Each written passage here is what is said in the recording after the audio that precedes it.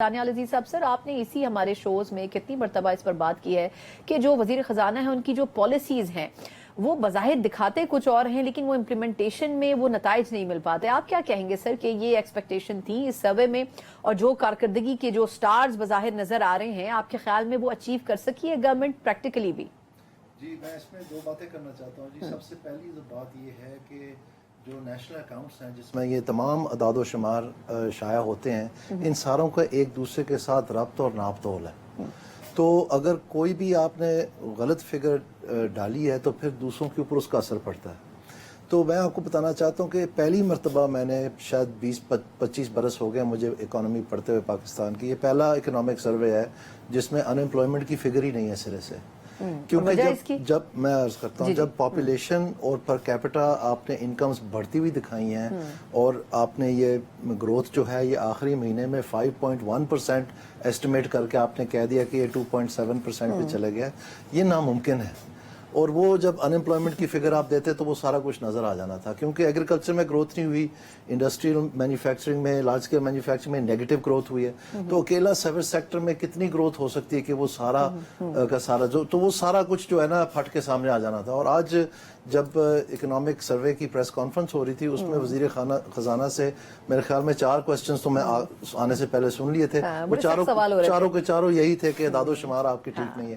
اور انہوں نے بھی دبے لفظوں میں تقریباً مان ہی لیا کہ ہاں بہتری کی گنجائش ہمیشہ ہوتی ہے, وہ ہم کر لیں گے, آپ بتا دیں. یعنی اعداد و شمار میں بہتری کیا کرنی ہے, تو آپ خود ہی سمجھ جائیں اس بات کو. ایک بات تو یہ ہے. دوسری بات جو میں سمجھتا ہوں اس ساری چیز کو پرسپیکٹو میں ڈالنے کے لیے تاکہ پاکستانی عوام سمجھ سکے کہ یہ جو دودھ کی نہریں اور شہد کی نہریں بتائی جا رہی ہیں اصل حقائق کیا ہے. جو ساؤتھ ایشیا ہے اس میں ایوریج گروتھ جو ہے اس وقت اوسطاً سالانہ پیداوار میں اضافہ وہ 6.4% ہے.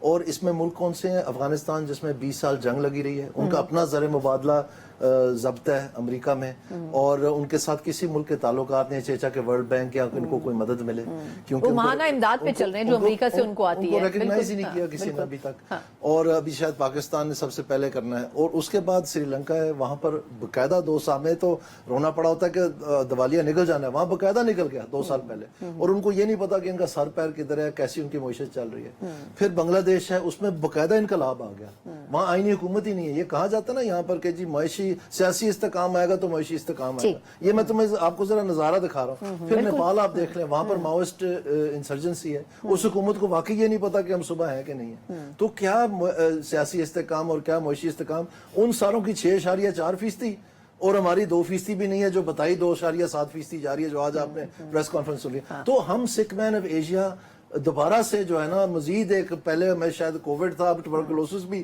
ہمیں ہو گیا, 6 مین آف ایشیا اکانومی, ہماری اکانومی گروتھ ہی نہیں ہو رہی. اس کا مطلب آپ نے آخری جو سوال پوچھا اس میں ایک جملہ میں بتانا چاہوں گا. پرابلم کیا ہے؟ پرابلم یہ ہے کہ جو ہماری بزنس کمیونٹی ہے ان کے ساتھ جب ہمارے فائنانس منسٹر بار بار کہتے ہیں کہ جی میں نے پاکستان کی اکانومی کا ڈی این اے بدل دینا ہے, میں نے ڈی این اے بدل دینا, بھائی مجھے کوئی آ کے کہے کہ میں نے آپ کا ڈی این اے بدل دیا, میں تو گھبرا جاؤں گا یار, یہ تو نسل کشی کہہ رہا ہے کہ میری کرنی ہے نا, ڈی این اے بدل دینی ہے, اس کا مطلب کیا ہے؟ اس کی کوئی ایکسپلینیشن نہیں. تو ظاہری بات ہے ریفارمز کی غالباً وہ بات کرنا چاہ رہے ہیں لیکن وہ اصطلاح غلط یوز کریں. دوسری طرف ڈار صاحب تھے, وہ ساروں کو یہی بتائی جا رہے ہیں کہ فکر نہ کریں, ابھی ہم $20 بلین لے کے آئے سعودی عربیہ سے G2G میں, اور آپ کے سارے مسئلے حل ہو جائیں گے. میں گفتگو کو آگے بڑھاتی ہوں. وہ سارے فینسنگ کر رہے ہیں.